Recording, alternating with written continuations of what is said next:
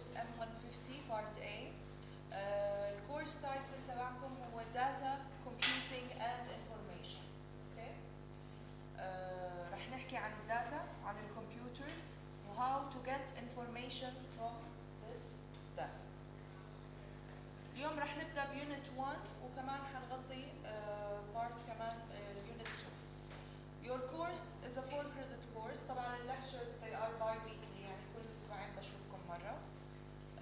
We have 1 TMA رح يكون عليه 20%. TMA هذا رح يكون تقريبا بالاسبوع ال11 من السمستر. We have 1 MTA midterm exam، هذا تقريبا رح يكون الاسبوع السادس، يعني after 3 lectures من محاضراتكم. والفاينل اكزام رح يكون عليه 50%. الكورس ماتيريال طبعا ايش رح نغطي بالكورس هذا؟ انتم لو تلاحظوا استلمتوا مجموعه كبيره من الكتب هاي رح تغطي بارت A وبارت B، يعني كمان حتكملوا فيها بارت B. ان بلوك 1 رح نغطي يونت 1 و2 و3. اوكي 3 يونتس رح نغطي. من بلوك 2 حنغطي يونت 6 و7 and 8. في بارت اللي هو يونت 7 and 8 رح يكون في programming جافا سكريبت programming. اوكي حنشتغل باللاب بعدين later on. طيب. So this course is about data, computers and information. الداتا رح تكون هي discrete item. يعني ايش discrete item؟ يعني داتا هيك منفصلة لحالها، مثل اسم شخص معين، برايس لشغلة. اوكي؟ طبعا هاي الداتا it doesn't mean anything، ما بتعطيكي information. هي لانه يعني ما اقول لك اسم شخص فاطمة مثلا، هل انت فهمتي شيء مين فاطمة هاي؟ انا ما اعطيتك معلومات enough. Computers طبعا they are a tool for storing, processing and analyzing data to turn it into information. إذا الكمبيوترز هي أجهزة بنستخدمها لنخزن الداتا. We process and analyze the data، بنعمل عليها بعض العمليات الحسابية. And we will get at the end some kind of information، معلومة تكون مفيدة بالنسبة لنا. Information it's an item of knowledge that is generated by linking together items of data to answer a question. يعني نجيب الداتا الايتمز اللي عندنا هاي we link them together in a certain way بحيث انه يعطوني معلومة مفيدة. Okay? Information أو knowledge. The course aims طبعا we have many aims of the course. The most important aims إنه we will explain why do we use computers, demonstrate that computers are more than just processing data. يعني we have many uses of computer, and also to make more effective use of our computer, teach you how to program, and we have many aims for the course. بس هاي most important. So again, data refers to a discrete item, such as your name or a price of an item in the supermarket. Information, كيف بنحصل على information? We link together 2 or more items of data. يعني مثلا لما أقول لك a liter of milk, the price of a liter of milk is مثلا 1 kg. Okay? فهون I linked أنا 2 items of data, a liter of milk و 1 kg. وفسرت لك إنه مثلا سعر الحليب هذا 1 kg.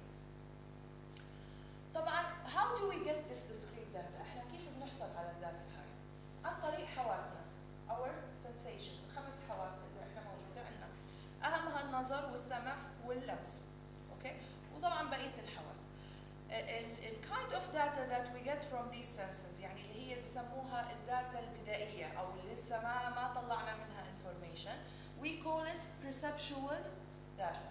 Perceptual data. Okay? It's the most primitive form of data. Okay. طيب why human invented computers؟ ليش الكمبيوتر انوجدت؟ عشان تاخذ الداتا هاي وتعمل لي تطلع لي منها some kind of information، تحلل البيانات، تطلع لي information. المودرن كمبيوترز الموجودة هلا طبعا فيها ستورج كثير كبير، الميموري تبعتها كثير كبيرة، البروسيسنج باور تبعها كثير قوي، فبتقدر تطلع لي انفورميشن بكل سهولة. اوكي؟ من الداتا اللي احنا بنقدمها للكمبيوتر. in the coming sections هلا ايش رح نحكي عن how computers are important for human activities. في عندنا 4 activities حنحكي عنهم والكمبيوتر كتير بيساعدنا فيهم. First, finding information and things, and using computer to work with data. Also using computers to control machine. Using computer for selling. هاي الفور activities رح نحكي عنهم هلا بالتفصيل. Finding information. How can we use computers to find information? We have three ways. أول طريقة اللي هي طبعا two ways geographically من الناحية الجغرافية to find things. Okay. أول طريقة اللي هي المابس الخرائط. الخرائط اللي بيوفر لنا إياها الكمبيوتر أو اللي بيرسمها الكمبيوتر. ثاني شغلة نظام GPS. Okay. The Global Positioning System. Also we have a tool, very powerful tool اللي هي World Wide Web. We are using the World Wide Web to find information. صح؟ هي عبارة عن مخزن كتير كبير من المعلومات واحنا بنطلع منه المعلومة اللي بدنا اياها. When we talk about maps, طبعا المابس هي مش it's not simple يعني هي عبارة عن layers from data or layers of data.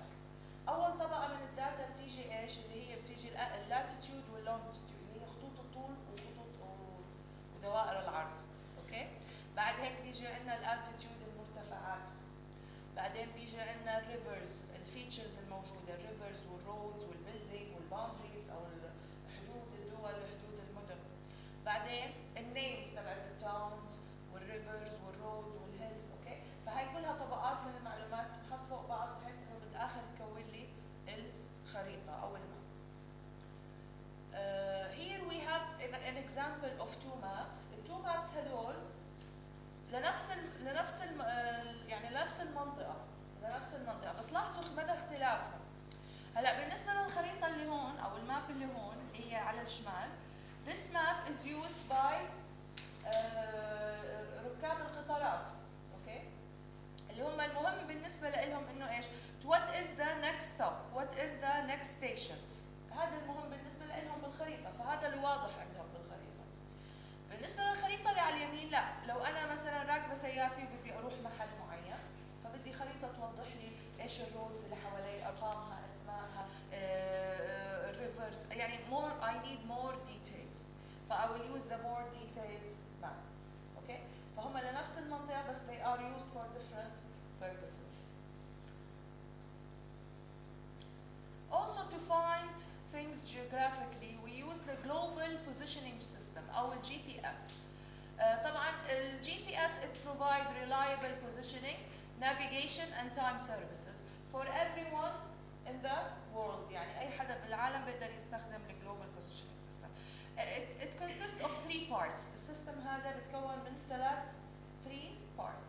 أول part اللي هي satellites اللي بتلف حوالين الأرض. أوكي؟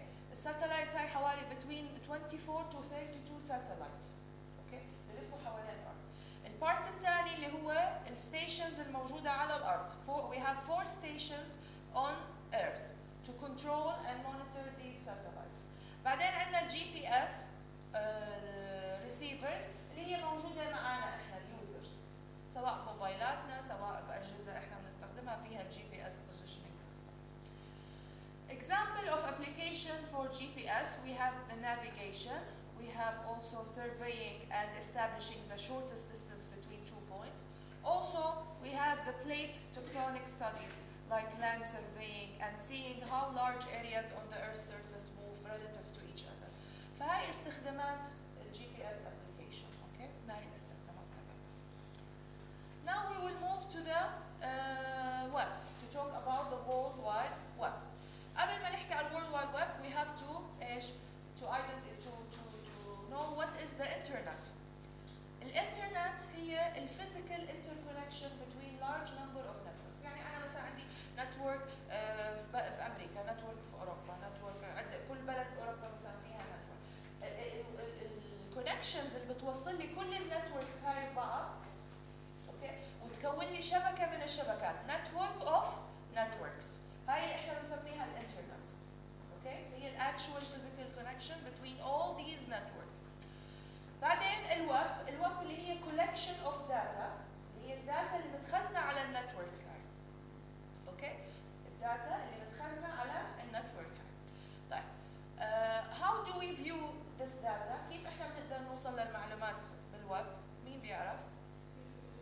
Browsers. We use browsers. Browsers like what مثلا؟ Yeah, exactly. Very good. طيب في عندنا كمان another definition اللي هو search engine.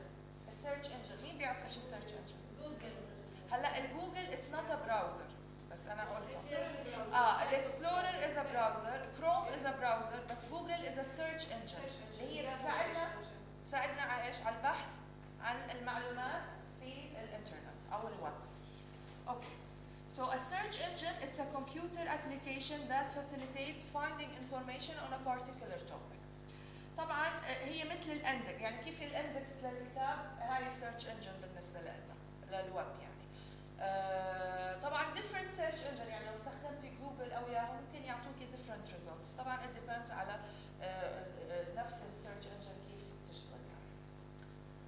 طيب what happens when you type a keyword on the search engine؟ يعني فتحتي جوجل ورحت عم تبحثي عن شغله معينه، رحتي طبعتي مثلا for example كلمه university، اوكي؟ and you hit enter، ايش بصير؟ ايش بيطلع لك؟ كل الويب سايتس اللي فيها كلمه university. طب how this happens؟ من وين تجينا المعلومات هاي؟ هذا اللي احنا ايوه متخزنه وين؟ في عندنا شيء اسمه ويب سيرفر. الويب سيرفر هذا بكون متخزن فيه كل الويب سايتس الموجوده على الانترنت، طبعا مش كلها، بكون في اكثر من ويب سيرفر، بس يعني نفترض انه كل الويب سايتس بتكون موجوده فيه، وكل ويب سايت المفروض يكون لها كيورد. ايش يعني كيورد؟ يعني مثلا جامعتنا احنا اليونيفرسيتي الاي او يو، اوكي؟ ايش ممكن يكون كيورد توصلنا لصفحه الاي او يو؟ Arab Open University، كلمة University ممكن توصلها. Open Learning ممكن يوصلنا لإلها. Open Learning in Kuwait for example. فهي كلها keywords ممكن توصلنا للجامعة، لصفحة الجامعة العربية المفتوحة. أوكي. فكل الويب سايتس هاي متخزنة بالويب سيرفر، كل وحدة معها الكيوردز تاعها. هلا أنت طبعتي كلمة University على السيرش انجن تبعك، بتروح الكلمة هاي للويب سيرفر، بدور عنده بالليست اوف ويب سايتس، بشوف مين الويب سايت اللي عندها الكيورد هاي وبيختارها وبجمع لك اياهم، بعدين بيرجع لك اياهم للكمبيوتر تاعك وبيعرضهم عندك او بنعرضه عندك على البراوزر. اوكي؟ بالمعلومات بالفول انفورميشن. اوكي؟ This is what happens when you type a keyword on a search engine. طيب في عندنا another definition او another مصطلح كمان اللي هو ايش؟ الجيت واي. مين سامع بكلمة جيت واي قبل هيك؟ بوابة. طيب ايش عندنا اكزامبل هون؟ شايفين اكزامبل على بوابة إلكترونية؟ الجامعة؟ لا مش الجامعة. بتعرفوا البوابة الإلكترونية تبعت الوزارات؟ دولة الكويت اللي بتوديكي لكل الوزارات، البطاقة المدنية. This is a gateway. ليش؟ الجيت واي هي عبارة عن ويب سايت في عدة لينكس، اللينكس هاي كلها حوالين موضوع معين أو about a certain topic. Okay? So a gateway, it's a website intended to direct users to other pre-selected websites containing information on a particular topic. إذا الويب سايتس اللي بتكون موجودة بالجيت واي هي they are pre-chosen أو مختارينهم احنا من قبل وحاطينهم بالويب سايت هاي. أوكي؟ طبعا الجيت واي كمان ممكن تلاقيها عن طريق السيرش انجن، يعني مثلا لو أنا بجوجل ممكن ألاقي الجيت واي لأنه هي عبارة عن ويب سايت مثل بقية الويب سايتس. أوكي؟ فممكن ألاقيها عن طريق السيرش انجنز. أوكي. هلا خلصنا من الكمبيوترز as a tool for finding information. هاي أول استخدام للكمبيوتر. ثاني استخدام حنحكي على الكمبيوترز as tools for working with data. حناخذ example معين، رح نركز على الكمبيوتر as an artist tool، يعني استخدامه في الرسم، الدروينج أو modifying pictures. أوكي؟ ماشي؟ طيب. So computers can be used as an artist tool. بس النوع هذا من الداتا اللي هو الرسم او الصور عاده بيكون كومبلكس داتا، يعني داتا مش كثير بسيطه او يعني شكلها مو بسيط، عاده بتكون معقده. ليه؟ لانه بدخل فيها الكالرز، والكالرز طبعا في عندنا infinite number of colors بكل درجاته وكل التغييرات اللي ممكن تصير فيه. الشيدنج، اوكي؟ الظل في ظل وما في، الشيء اللي بعيد والقريب اللي عندك بالصوره، الادجز، اللاينز، في كثير عندنا اشياء بتدخل في تكوين الصوره. طبعا الكمبيوتر بخلي الموضوع بالنسبه لنا كثير بسيط،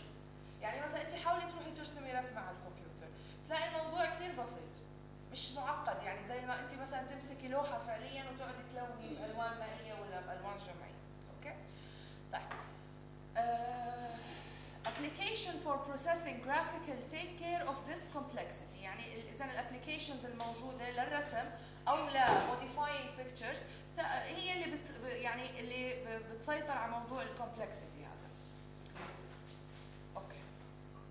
The main advantage of the computer as an artist tool are: first, it is possible to make many copies of something. طبعا هاي كثير advantage كثير مهم. نفترض انك عملت سكان لصوره، اوكي؟ والصوره هاي انت بدك تعدلي فيها شغله معينه. اجيتي اول مره عدلتي وما زبط معك، it didn't work out. ايش بتعملي؟ اعمل كوبي ثانيه وبشتغل عليها، اذا ما زبطت بعمل كوبي ثالثه وبشتغل عليها، اوكي؟ So I can do many copies. So I can ايش؟ يعني حتى لو عملت any error it doesn't matter، ليه؟ لانه انا بقدر اعمل كثير copies من نفس الصوره واغير عليها زي ما بدي. اوكي؟ So this is one big advantage. The other advantage, produce effect that would be difficult using traditional media. يعني على فرض مثلا for example اجيتي بدك تصوري شغله مثلا طيرين وبشكل متعاكس نفس الصوره وتعكسيهم مثلا مثل مرايه قدام بعض، ممكن ياخذ منك كثير وقت طويل انك تستني تصوريهم بهاي الطريقه او انك ترسميهم بهاي الطريقه ويطلعوا بالضبط identical. في حين using the computer it will be very easy to do that. yeah? فاذا الافكتس اللي انا بدي اياها على الرسمه او على الصوره من السهل اني استخدم الكمبيوتر لاعمل هاي الافكت.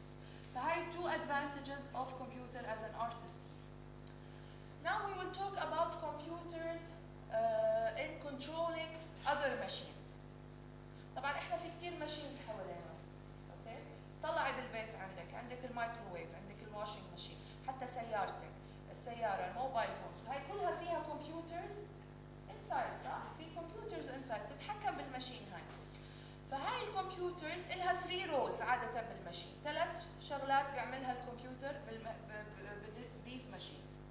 First, they manage sensors and actuators to control the action of mechanical devices such as cars, microwaves and washing machine. إذا بتسيطر على السنسورز الاكيوتيترز الموجودة داخل الماشين هذا. For example مثلا عندك بالواشنج ماشين المفروض الواشنج ماشين تعرف إذا المي صارت hot enough إنه خلص توقف تسخين المي. طب كيف تعرف إذا صارت hot enough أو سخنة؟ عن طريق السنسورز هاي، بتقيس درجة حرارة المي. فالكمبيوتر هو اللي بيتحكم بالسنسورز هاي. Okay. Also, the second role, they provide interfaces that enable the user to control the working of the machine. يعني تعطيك الانترفيس اللي انت بتقدر تتحكمي فيه بالماشين. مثل هذا الانترفيس اللي قدامنا، احنا بنقدر مثلا ندخل for example in a microwave تقدري تحددي how many minutes and how many seconds بدك اياه الميكروويف يشتغل، قد ايه درجة الحرارة اللي بدك اياها، عالية وميديوم ولو. نفس الشيء بالواشنج ماشين بتحددي مثلا قد ايه المي سخنه، ايش نوع الواشنج اللي بدك اياه، اوكي؟ فهذا اذا بيعطينا ايش؟ انترفيس نتحكم فيه بالماشين. الرول الثالث للكمبيوتر they control the machine action in response to the user choices and the state of the machine. اذا الكمبيوتر بعد هيك بشغل الماشين بناء على الاوردرز اللي انت اعطيتيها او بناء على ايش؟ التشويسز اللي انت اخترتيها من الانترفيس، اوكي؟ فهاي ال 3 رولز اللي بيعملها الكمبيوتر in a machine, in controlling a machine. If we talked about computers or using computers to sell things, to sell products، عشان نبيع products. طبعا هاي الشغله احنا كثير بنشوفها وين؟ selling products، وين بنشوفها؟ computer selling، يعني وين بتشوفوها؟ استخدام الكمبيوتر to sell products. على الانترنت بتشوفوها، صح؟ على الانترنت. كيف كل الناس هلا تدخل على الانترنت تشتري برودكتس كثير، صح؟ اوكي. عندنا 3 types of companies موجودين على الانترنت و they are selling their product. اول نوع من الكومبانيز هم companies كانوا موجودين قبل الانترنت، قبل ما ينوجد الانترنت، وكانوا بيستخدموا طريقة الكاتالوجز. اوكي؟ كان في عندهم they have catalogs، الكاتالوجز هاي they spread it around، بشوفوها الناس، بيختاروا البرودكتس that they want and then they send for the company انه احنا بدنا البرودكت هذا ابعطي لنا اياه and they pay through the mail. اوكي؟ طبعا كان من السهل بعد وجود الانترنت انه ينتقلوا من الكاتالوجز ويعرضوا البرودكتس تبعتهم على الانترنت، بيعملوا لهم ويب بيج وبحطوا فيها البرودكتس تبعتهم. النوع الثاني من الكومباني برضه existing companies موجودين قبل، بس the main product تبعهم هو information. يعني ايش؟ مثل النيوز بيبرز، مثل الماجازينز، اوكي؟ هم بيبيعوا كلام، بيبيعوا information، صح؟ اوكي، فهذا برضه النوع من الكومبانيز كان برضه من السهل انهم ينتقلوا للانترنت و to provide the product that اللي هي الانفورميشن on the internet.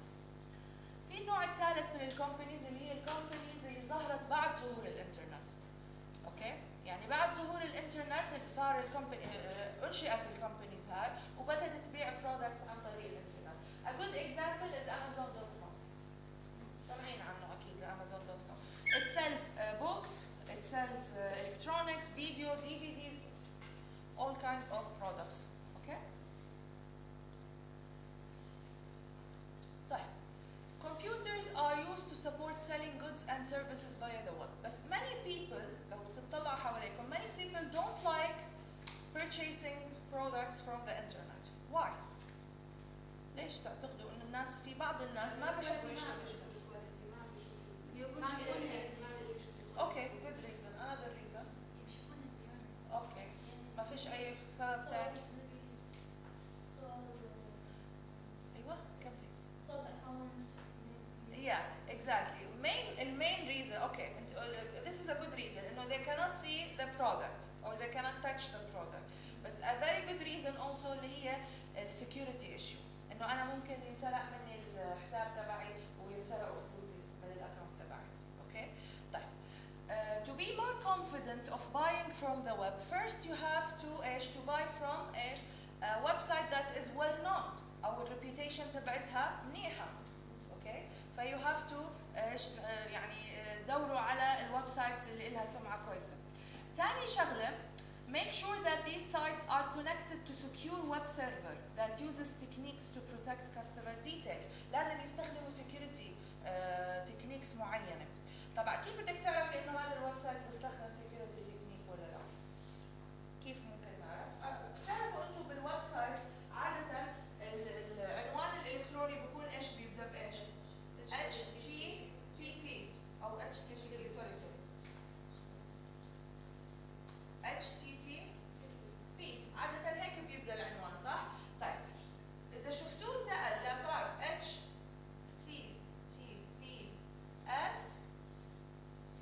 then this website is using some kind of security technique. Usually هاي كثير بتشوفوها بالاونلاين بانكينج لو تفتحوا البنك اونلاين او بتشوفوها لما بتيجوا على يعني محل الدفع بالاونلاين ويب سايت. اوكي. في another thing كمان ممكن تعرفوا منه اذا الويب سايت هاي عم تستخدم a security technique. في ايكون بيطلع باخر البراوزر هيك small icon شكل مفتاح او شكل قفل. اوكي. برضه it indicates انه they are using some kind of security technique. Okay. So you'll be more confident when you are buying from this website. Okay, and by this we have finished unit 1 of the book. Okay. Do you have any questions about unit 1? Any questions? Okay, thank you very much. استنوا شوي رح ناخذ unit 2 هلا. Unit 2 from block 1 اللي هي العنوان تبعها representation.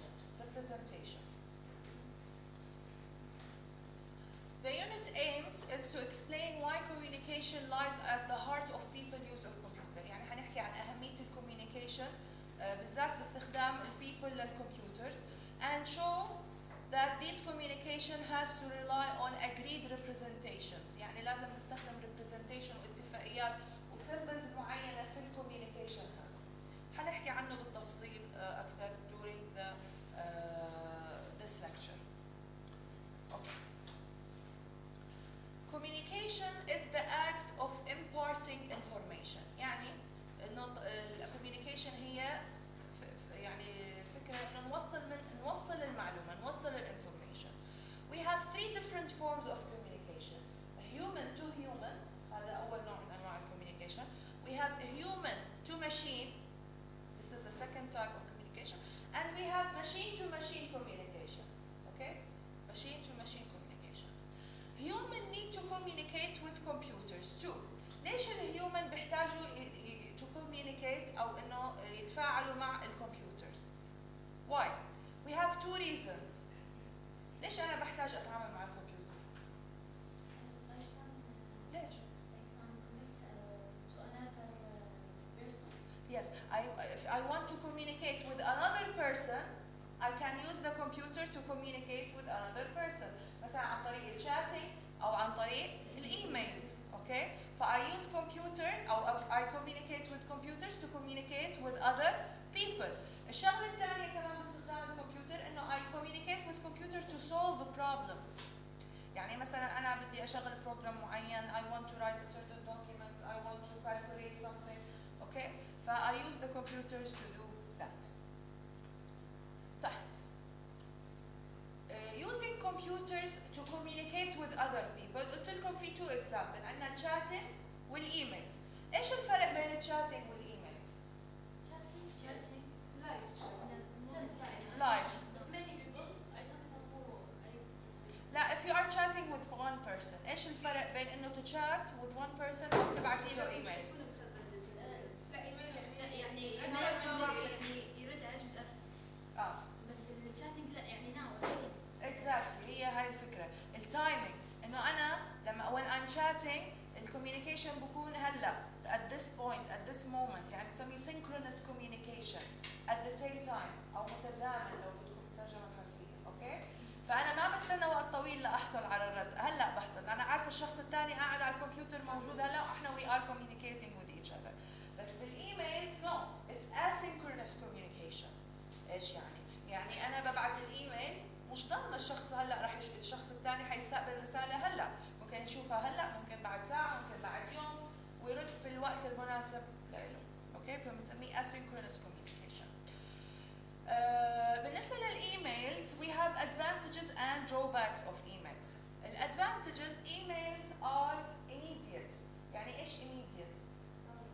انه بتوصل، انه انا لما ابعت الايميل عرفت انه وصل للانبوكس تبع الشخص اللي انا بعت له، مش حستنى اسبوعين ولا ثلاثه ليوصل الايميل. So it's immediate. Also it's global. يعني people I can send emails to all people around the world. يعني وين ما كان موجود ممكن ابعت له ايميل. It's cheap also. I don't have to pay money to get an email, okay, or to send an email. It allows variety of messages. يعني أنا بقدر أبعت text messages, بقدر أبعت video files, بقدر أبعت audio files. Any kind of files I want to send, I can send them through an email.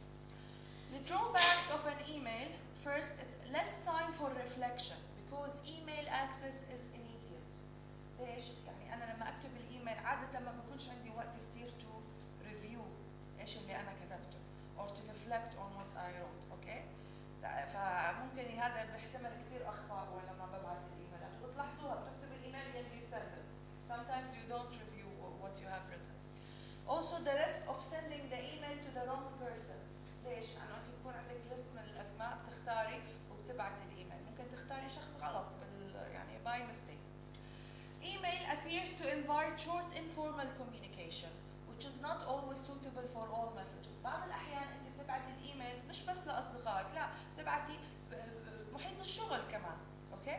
بس الايميلز مشكلتها انه شويه انفورمال بتكون، يعني ما بتكون رسميه كثير، اوكي؟ فهذا ممكن يسبب بعض المشاكل في مجال الشغل، انه كيف بدك تعمل الايميل هذا يكون رسمي. Short, hastily written mail messages carry relatively little information on mood, so they are easily misunderstood. يعني احيانا لما بتيجي بتكتبي الايميل بسرعه وبتبعتيه، اوكي؟ It doesn't show اذا انت يعني مثلا do this، اوكي، طب انت زعلانه، انت مبسوطه، انت متضايقه كثير انه ما عم عمل الشغل هذا، اوكي؟ ف they invented the emotion smiley faces والاشياء هاي اللي بتوضح المود. طبعا بنيجي هون كمان لنقطه كثير مهمه اخذتوها قبل هيك يمكن بالتيو 170 اللي هي الايش؟ النتيكيتس. Rules for writing an email. Etiquettes, it's a name for the collection of guidelines setting out appropriate email behavior. طبعا هاي الرولز they are ايش فكرتها؟ ليش موجودة هاي الرول؟ عشان وتقلل من الديسكورتسي والمس اندرستاندينج ان ايميل يوز، يعني انه ما يكون في عدم احترام بالايميل تبعك، او ما يكون في مس اندرستاندينج، عدم فهم للبوينتس اللي انت عم بتحاولي توضحيها. We have activities 2.1 to 2.4 in your books. Please read them, okay? عشان بس تعملوا مثل revision للنتيجات. طيب هلا we talked about using computers to communicate with other people. We are now going to talk about computers to solve problems. When you use computers to solve problems, we need four-way communication. Four-way communication. أول نوع من الcommunication، هلا أنا بدي الكمبيوتر is to solve my problem. طيب so I'm going to use some kind of program. في program بدي أستخدمه to solve my problem. طيب this program مين اللي حطه أصلاً على الكمبيوتر؟ Who wrote this program? A programmer. في شخص اسمه programmer. He need to instruct the computer how to solve the problem given a variety of input. فهذا أول نوع من أنواع الcommunication. The programmer he instruct the computer how to solve the problem. النوع الثاني users need to give the computer the input to a particular problem. إذا اليوزر بده يبدأ يعطيك الفيد إنه الانبوت إيش المشكلة تبعته، إيش الانبوت تبعها عشان يبدأ الكمبيوتر يحل له المشكلة هاي. A third kind of communication, computer need to communicate the solution back to the user. يعني حل المشكلة بده يعطيكي السولوشن. بعض أنواع البروبلمز ممكن الكمبيوتر ما يكون capable to solve the problem alone. So he has to communicate with other computers to solve the problem. Okay? So هذا النوع الرابع من الcommunication اللي هو between computers. Okay. Here we are giving an example of three softwares. We'll talk about what kind of input this software needs and what kind of output it will give us. Okay. For example, a word processor like the Microsoft Word or the Word Perfect. في كثير عندنا word processors. Okay. الword processor عادة إيش بكون الانبوت تبعها؟ إيش الانبوت اللي بندخله للوورد؟ بنطبع على الكيبورد صح؟ الكي ستروكس هاي اللي احنا بندخلها، التكست اللي احنا بندخله. اوكي. This is the input to a word processor. طيب ايش الاوتبوت اللي بيطلع لنا منها؟ printed document ممكن من البرنتر، او نفس الايمج اللي بيطلع لك على السكرين، الشكل بالاحرف بالكلمات كل شيء، هاي الايمج اللي بتطلع لك على السكرين this is an output. انت ايش عم تعملي؟ انت عم تضغطي على الكيبورد، طب كيف بتترجم بيطلع لك على الشاشه؟ هذا اوتبوت عم بيطلع لك. اوكي؟ طيب في عندنا another type of softwares اللي هو speech synthesis. هذا النوع من السوفت وير انت الانبوت اللي بتعطيها برضه تكست كي ستروكس تكتبي له. اوكي. وهو ايش بيعمل؟ بياخذ التكست هذا وبيحكيه او بقوله. طبعا في فويس متسجل بيكون وبيحكي كل الكلام اللي انت كتبتيه. اوكي. سو الانبوت راح يكون تكست والاوتبوت راح يكون فويس او ساوند. a stream of sound. الاير سكانينج سوفت وير. الاير سكانينج اللي هو ايش بيعمل؟ صوره للعين او صوره لحدقه العين. هاي نوع من زي اكنه نظام البصمه بس هم بسموها بصمه العين. اوكي. فهذا النوع من السوفت ويرز ايش الانبوت تبعه؟ بكون السكاند ايمج. شو بيعمل سكان على العين؟ في ايمج بتدخل للكمبيوتر. الاوتبوت راح يكون ايش؟ عادة بكون ميكانيكال بيهيفير، يعني مثلا ممكن يفتح لك باب، يفتح لك قفل، شغلة معينة، تأكد من شخصيتك وبيفتح لك شغلة. اوكي؟ فميكانيكال بيهيفير. طيب طيب لو كانت المشكلة كثير معقدة، البروبلم اللي احنا عم نحاول نحلها it's very complex. Sometimes one computer cannot solve the problem أو البي سي تبعنا ممكن ما يحل المشكلة. So at this case we need something, a bigger computer. It's called a supercomputer. A supercomputer, they are very large, very fast computers. They have more than one processor, يعني مش بس one processor، أكثر من processor فيه. And a huge amount of memory. They are designed to work on very large problems. بحل لنا مشاكل كثير كبيرة. ليه؟ لأنه ذاكرته كثير كبيرة، في أكثر من processor، و they are very fast، فممكن يحلوا مشاكل كبيرة. Another solution إنه يكون عندنا إيش؟ عدة PCs موصولين ببعض ويحلوا لي المشكلة هاي. اللي هي بنسميها إيش؟ السوبر كلاستر computers. They are collection of computers, each very like your PC. They are linked by a very fast connection that allow the computer to share huge amount of data and work on a problem in parallel. يعني كمان في الوصلات اللي بينهم they are very fast connection عشان يقدر يتبادل المعلومات بسرعة بينهم وبين بعض. ومثلا عادة بكون هون عندنا big problem بنقسمها لأجزاء وكل كمبيوتر بياخذ جزء من البروبلم و they work in parallel يعني كلهم بنفس الوقت بشكل متزامن. اوكي. في أي سؤال بالنسبة للموضوع؟ اوكي. Communication, whether with a human or with computer, relies on a shared conventions. يعني أنت لما بتعملي communication مع الهيومن أو مع الكمبيوتر في اتفاقية معينة، convention معين لازم نمشي عليه، rules معينة لازم نمشي عليها في communication. Okay? They are used by intention, with intention and explicitly. يعني لازم نكون عارفينها. We all know it and we use it with intention. يعني عن عمد عم نستخدمها. Okay? We have a good example of convention اللي هي language، اللغة. Languages are good example of convention used for communication since only people who understand a language will be able to use it to communicate. يعني فقط الناس اللي بيفهموا اللغة العربية هم اللي بيقدروا يحكوا مع بعض، يحكوا يعني يقدروا to communicate with each other. إذا أنت programmer وعارفة لغة مثلا الجافا you can communicate with computer using this language. Okay? يعني ففي conventions معينة. برضه language it's a good example. ليش؟ أنا حتى بالwriting your language مثلا اللغة العربية في إلها certain alphabet وفي لازم تكتبي من اليمين للشمال. In English you have to write from left to right. In other languages you will have to write from up to down. Okay? ففي rules معينة لازم نمشي عليها. Conventions can be agreed in different ways. في عندنا 3 types of convention. في public convention, local convention والprivate convention. طب ايش الفرق بين الثلاثة هذول؟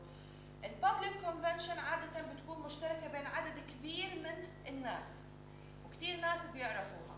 So public convention they have very large number of participants. Like مثلا the alphabetical classification system. Okay? كل الناس عارفين الالفابت.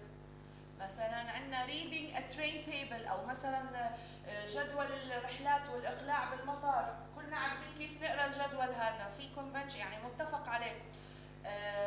العناوين مثلا كيف انا مثلا بعطيكي عنوان بقول لك مثلا اول شيء ايش المنطقه، بعدين القطعه، بعدين الستريت، ففي طريقه معينه رولز معينه بنمشي عليها. بعدين بيجي عندنا النوع الثاني اللي هو اللوكال كونفنشن. اللوكال كونفنشن هو اوكي مش سري بس هو عدد الناس المشتركين فيه قليل او عدد الناس المتفقين عليه اللي بيشتغلوا فيه او اللي بيتعاملوا فيه قليل. So local convention have a smaller group of participants. مثلا like the radio codes used by police and ambulances. Okay? مثلا في الراديو كودز هاي بس بيستخدمها رجال البوليس او رجال الاسعاف. الا اذا انت حابه تشتغلي بهذا السلك then you will use these مثلا radio codes. في التريدرز on the stock market عارفين سوق الاسهم، سوق البورصه، الناس اللي بتقعد تشتري وتبيع وبتعمل الحركات بايديها. طيب هاي لغه مشتركه بينهم. اوكي؟ do you understand it؟ no. بس هل هي سريه؟ لا، اذا انت قررتي تشتغلي بهذا المجال you will know this language or this convention. Okay. Private convention, they are agreed between a handful of participants with view of keeping communication private. يعني هون عدد قليل من الناس بيتفقوا على طريقة معينة في الكوميونيكيشن بس لازم تكون private، سرية يعني. اوكي؟ بحيث مثلا بدهم يبعثوا مسجات سرية بينهم وبين بعض أو رسائل سرية. They can use secret codes, they can use ciphers, they can use markers on hiding places. So everything is يعني ما حدا بيعرف الموضوع هذا غير الناس المعنيين فيه. اوكي؟ Protocols are also example of convention. حدا سامع كلمة protocol قبل هيك؟ ايش هو البروتوكول؟ طب له علاقة بايش البروتوكول؟ مين اللي بيمشي عليها الرولز هاي؟ اوكي. The protocols usually we hear it a lot in the computer world والinternet world. اوكي. هي عبارة عن rules. الرولز هاي بتحدد كيف الكوميونيكيشن لازم يصير between الكمبيوتر. كيف الداتا هاي لازم نبعثها بطريقة معينة، رولز معينة، خطوات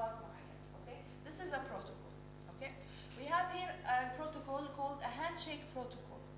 A handshake protocol is a collection of conventions that enable computers and other type of machine to identify each other عشان يتعرفوا الماشينز على بعض أو كمبيوتر مع فاكس أو كمبيوتر مع برينتر. أوكي؟ فهذا الهاندشيك بروتوكول. طبعا إذا إحنا ما مشينا على البروتوكول هذا أو الكونفنشن هذا ممكن الداتا ما توصل أو يصير فيها مشاكل. أوكي؟ يصير في مشاكل في الكوميونيكيشن أو توصيل الداتا. طيب we have here some example of communication protocol between computers. هلا بالإنترنت أنت عشان تطلبي ويب بيج وتشوفيها في كوميونيكيشن بصير بين كمبيوترك وبين الويب سيرفر اللي عليه الويب سايت اللي بدك اياها. Usually we use this protocol ايش؟ ال HTTP اللي هو اختصار ل Hypertext Transfer Protocol. هذا this is used for ايش؟ For viewing web pages او عشان نحصل على معلومات الويب بيج. We have also the TCP/IP protocol, Transmission Control Protocol, Internet Protocol. It's a very important Internet protocols. Okay? هي لها علاقة بالادرسنج وتوصيل المعلومات بطريقة صحيحة وكاملة وممكن نحكي عنه بالتفصيل بعدين. ال FTP File Transfer Protocol, it's used for downloading file from the internet، نحصل على فايلات من الانترنت. في عندنا كمان ال SMTP اللي هو خاص بالايميلز، توصيل الايميلز واستقبال الايميل، Simple Mail Transfer Protocol. اوكي؟ فهي كلها بروتوكولات موجودة to ايش؟ to regulate تحط لنا قوانين rules لكيف الكوميونيكيشن between computers should happen. هلا بدنا نحكي على representations. Representation it play a central role in facilitating communication by establishing a relationship between some perceptible form and an associating meaning. يعني هلا بدنا نبدا to represent things. يعني انا عندي فورم معين، سمبل معين، بدي اعطيه معنى معين. اوكي؟ بدي ابدا اعطي المعاني للاشياء. مثلا لو نشوف اشاره المرور، اشاره المرور عندي اللون الاحمر له معنى، ايش معناه؟ نوقف ستوب. اللون الاخضر له معنى، معناه جو. اللون الاصفر له معناه wait او استعد. اوكي؟ ف to be effective in communication, the representation must meet at least the following condition. First, the form of the representation must be preservable in some way.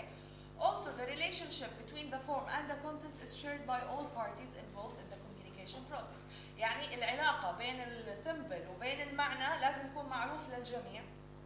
مش إشي مخفي أو إشي سري، لازم نكون كلنا عارفينه عشان نقدر نتعامل فيه، عشان نقدر to communicate using this representation. Okay. Humans have many different way of preserving representation. Humans عندهم عدة طرق عشان يقدروا يتعرفوا على الريبرزنتيشن او يقدروا يشوفوا يعني يتعرفوا عليها. في عندنا 3 طرق او 3 حواس بتساعدنا. السينج والهيرينج والتاتش. Okay? So we have auditory, which is a representation that are preserved as sound. بنعرفهم عن طريق الساوند. بالنسبة للهيومن ممكن يكون هاي spoken language أو music.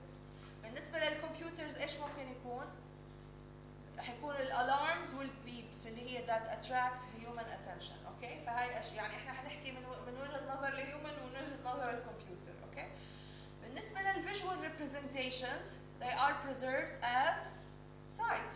اوكي؟ بالنسبة للهيومن we use written music and language.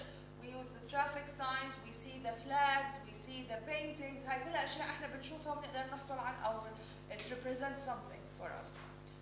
Computers they use scanners to see. يعني بشوفوا بصوروا البيكتشر.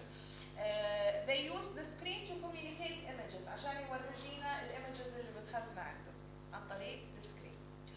التاكتايل representation are preserved by touch. بالنسبة للهيومن مثلا لو في شخص مثلا عنده إعاقة معينة ما بيقدر يشوف ممكن يستخدم البرايل لانجوج اللي هي القراءة عن طريق اللمس. اوكي؟ فهاي باي تاتش. بالنسبة للكمبيوترز we use keyboards, joysticks, touch sensitive screen. كل هاي أشياء we used by touch. اوكي. هلا بدنا نحكي على the properties of representation. We have 4 properties of important properties of representation. The first property la representation. Representations are context or environment sensitive.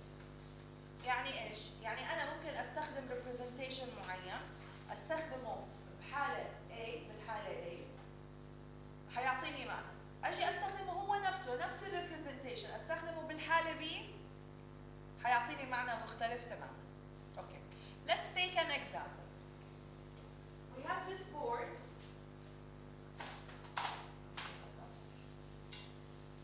في هاي البورد مثلا افترضوا انه عندنا هيك لوحه يافطه مكتوب عليها ايش؟ No hard hats no work. ايش الهارد هاتس؟ بتعرفوها؟ بتعرفوا العمال بيلبسوا الهاتس هاي باماكن الشغل عشان ما يوقع شيء على راسهم او يأذيهم. So no hard hats no work. افترضوا انه انتم دخلتوا موقع بناء في بناء يعني وشفتوا اليافطه هاي اول ما دخلتوا، ايش المعنى اللي بتوصلوا له؟ انه اليافطه لازم نلبس الهات. Exactly. You cannot work unless you are wearing the hard hat. صح؟ انه العامل ما بيقدر يشتغل الا اذا كان لابس الهارد هات. طيب افترضوا بموقف ثاني العمال طالعين مظاهره ورافعين نفس اليافطه هاي، نفسها، نفس الكلام، ايش المعنى؟ ما في عندهم هات هاتس. Exactly. انه العمال هون عم بيقولوا اذا ما اعطيتونا hard hats we will not work. اوكي؟ فهون نفس الجمله عم تعطيني two different meanings in two different situations. طيب let's take another example هي ال by pictures. شايفين العلامة هاي بتعرفوها؟ ايش هاي العلامة؟ No smoking صح؟ عادة احنا بنشوفها بكل محل it means no smoking. طيب if you saw the same representation شفتوها معلقة سوري تكرموا جنب سلة الزبالة أو عليها يعني هيك سلة زبالة كبيرة ومعلقة عليها، ايش المعنى هون؟ يعني ما نطفي سجاير. مش ما تطفي السجاير، ما ترمي السيجارة وهي مولعة، you should ايه لازم تطفيها قبل ما ترميها، اوكي؟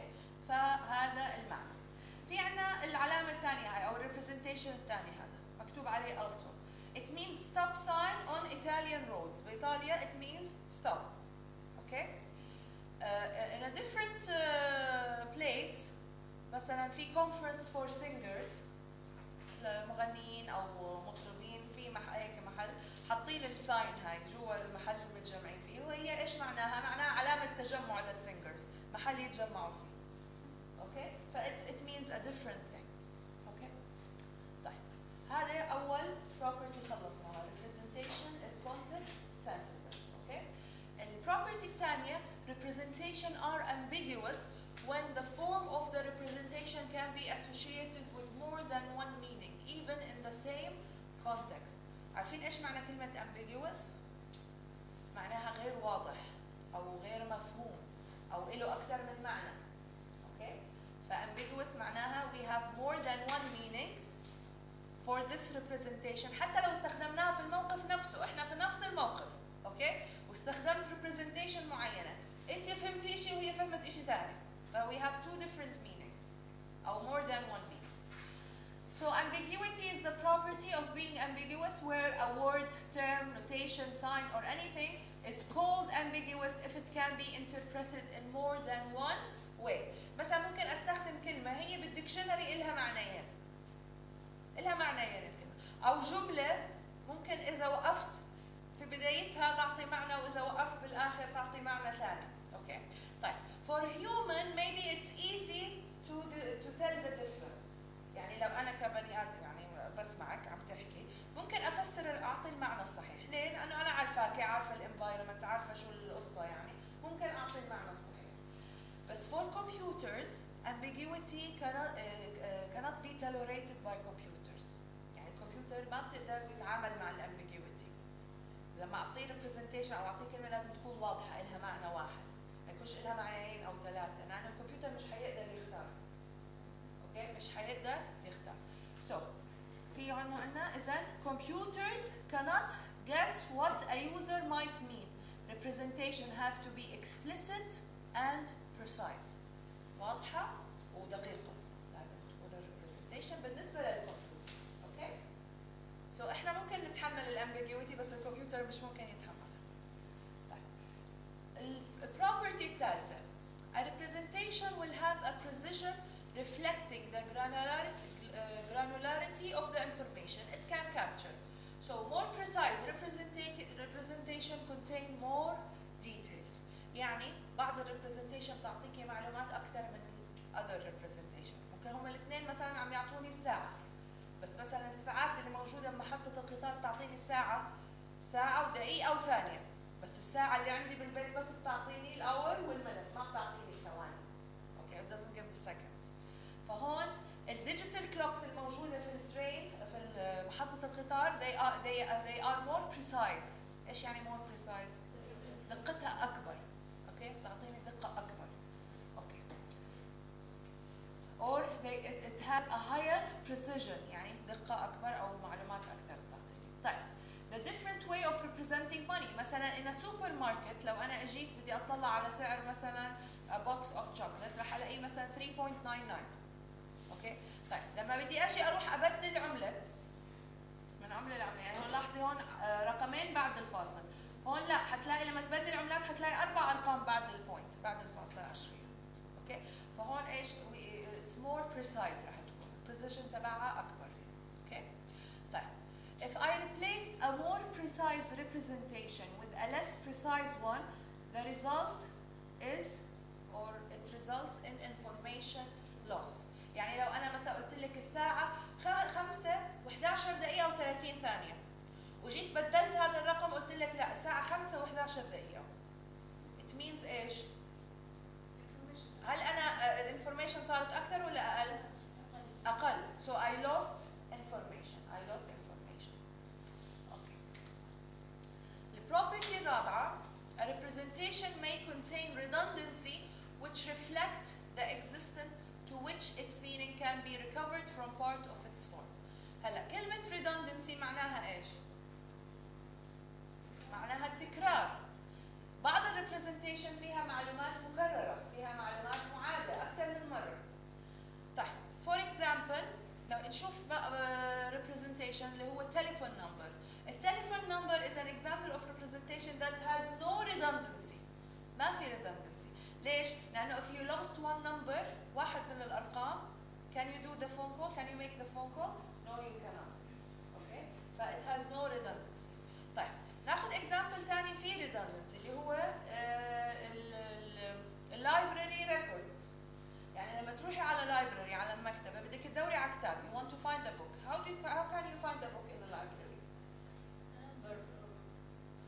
عادة بيكون عندك يا title of the book أو الauthor name أو نوع الكتاب، مثلا هل هو science book ولا medical book ولا computer book. أوكي؟ طيب وين بتروحي؟ بتروحي في شيء اسمه الاندكس كارد. أوكي؟ الاندكس كارد هاي مترتبة alphabetically حسب التايتل نيم أو حسب الauthor name أو حسب يعني عدة مرات متكرر الكتب أو حسب النوع الكاتيجوري تبع الكتاب. أوكي؟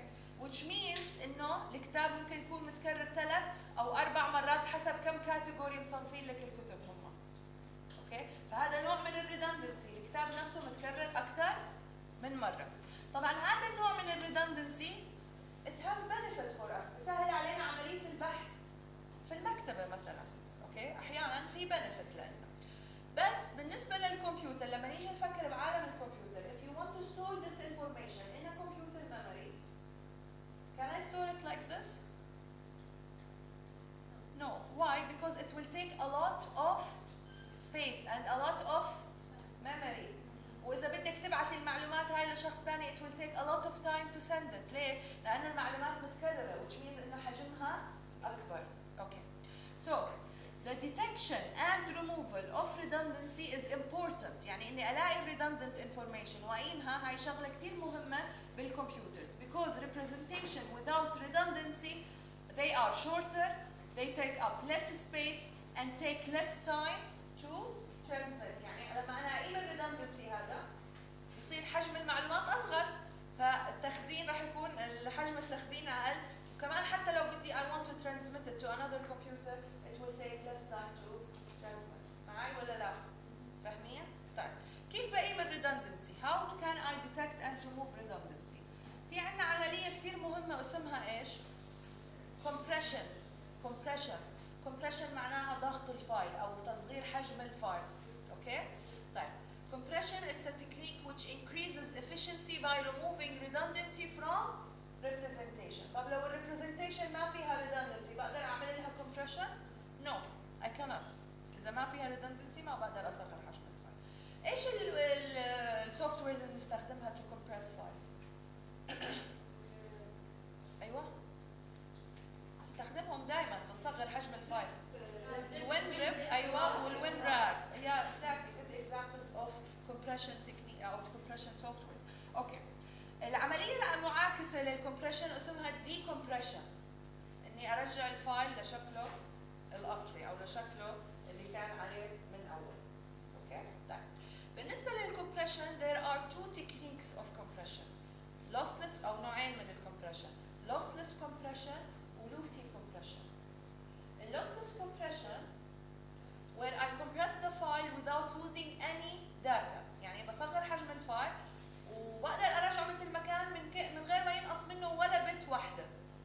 برجع مثل ما كان بالضبط. اوكي؟ برجع مثل ما كان بالضبط.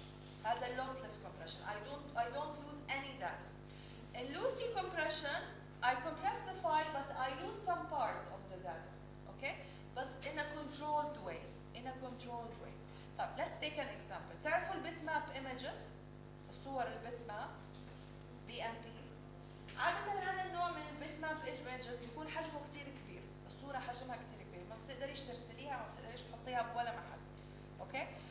مثلا لو بيطلبوا منك بصورة على أي ويب سايت أو شيء بيطلبوها JPG أو JPEG، ليه؟ لأنه حجمها دائما أصغر. طيب لو اجيتي حولتيها من بيت ماب لJPG رح تلاقي إنه فعلا حجم الصورة صغر، حجم الفايل صغر.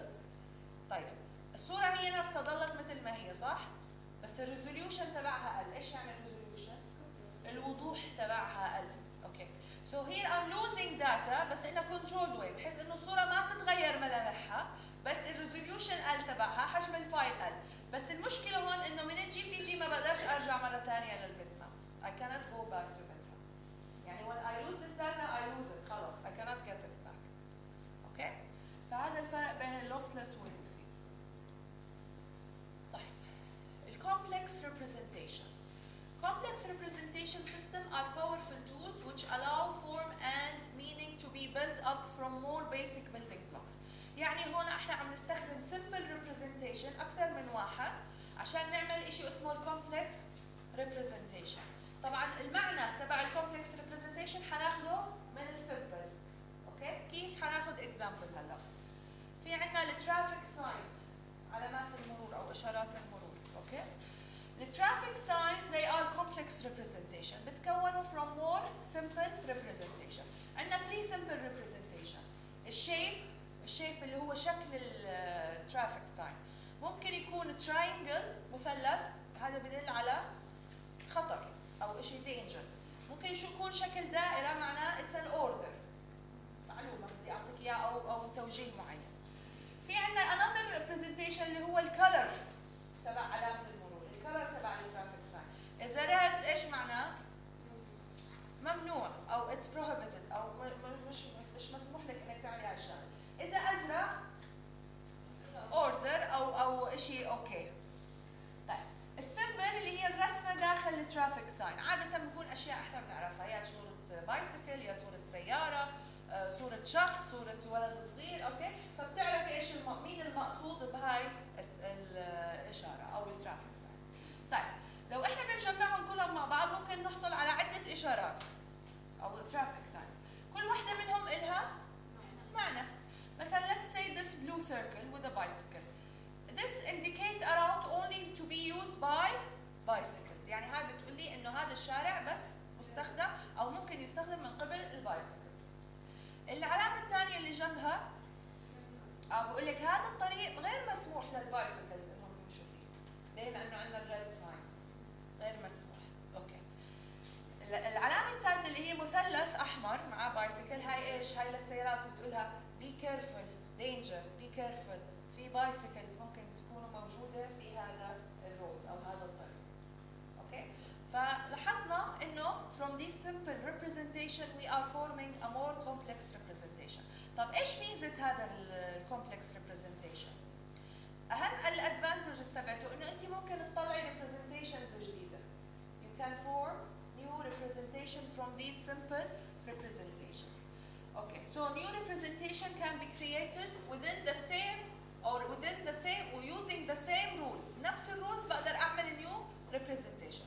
هلا النيو representations هاي حتكون مفهومه بالنسبه للناس ولا لا؟ مفهومه ليه؟ لانه هم عارفين البيسك رولز، عارفين السمبل representation، فاي ساين جديده بعملها حيفهموها حتى لو كانوا بيشوفوها اول مره بحياتهم. اوكي؟ ف this is a very good advantage. طيب if we don't use the rules، يعني لو احنا ما استخدمنا نفس الرولز، رحت انا عملت لكم ترافيك ساين بشكل مربع، حتفهموها؟ لا مش حتفهموا ايش معناها، ليش؟ because I didn't use the rules، so I have to follow the rules. إذا the advantage of complex representation include the ability to devise a new representation from the same building blocks which everyone who knows the system will understand. Okay? هاي الادفانتج of complex representation. بضل عندنا آخر topic لليوم.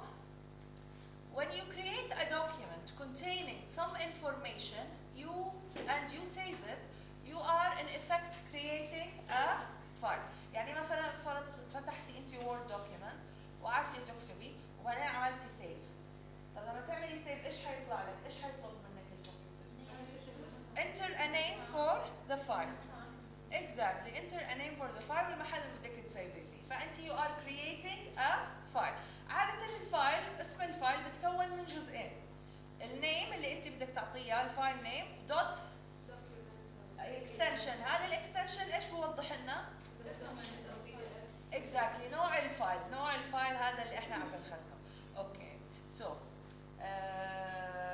so the file name you will provide when saving the file extension that is part of the file name, and it follows the full stop and tells the operating system the format for the file by which the system would know the application to launch in order to open it. يعني ضروري انا اعرف ايش الفورمات، ايش نوع الفايل، عشان الكمبيوتر لما اجي انا اطلب هذا الفايل اعمل عليه دبل كليك يفتح لي اياه، يعرف اي بروجرام يشغل عشان تشوفي الفايل هذا.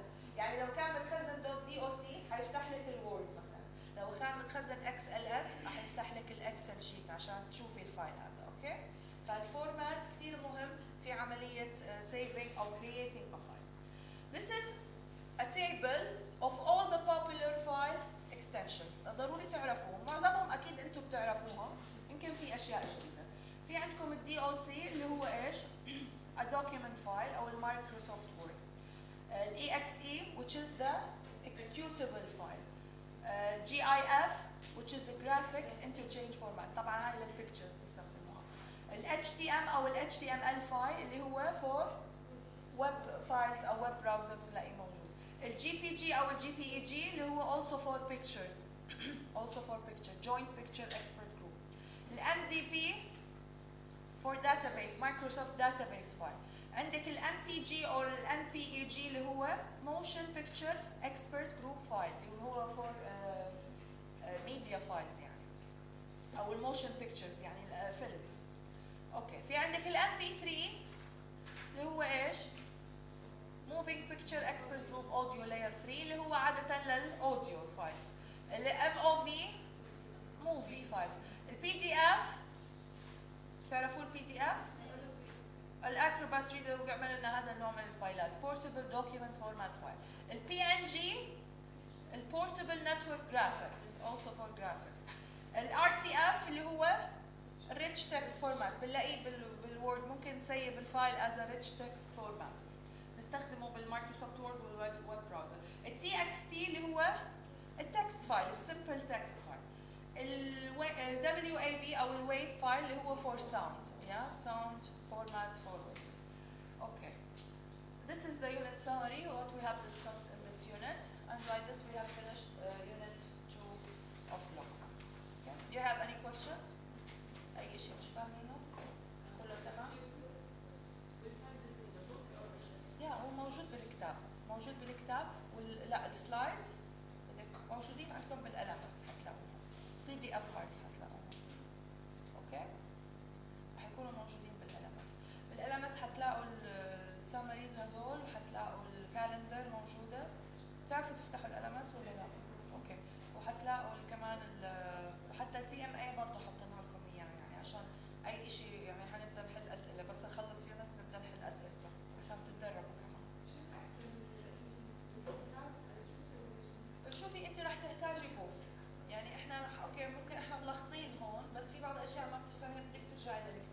بعض الاكتيفيتيز بدنا اياها من الكتاب، فبدك ترجعي لها على الكتاب تحليها. بس هاي اهم شيء لازم نعمله. exactly. في you have any questions؟ ان شاء الله بعد اسبوعين بشوفكم، انا راح نكون يونت 3 راح نشرح فيها. اوكي؟ و ايش كمان؟ 6 لا 6 لسه بعديها، محاضرة بعديها. احنا بناخذ 2 بلس. بس 2 بلس. هلا يونت 6 يونت 3 راح يكون محاضرة واحدة، يونت 6 راح تكون محاضرة واحدة، يونت 7 بدها محاضرتين، يونت 8 بدها محاضرتين، يعني عشان كلها جافا بروجرامينج وبدنا نحتاج وقت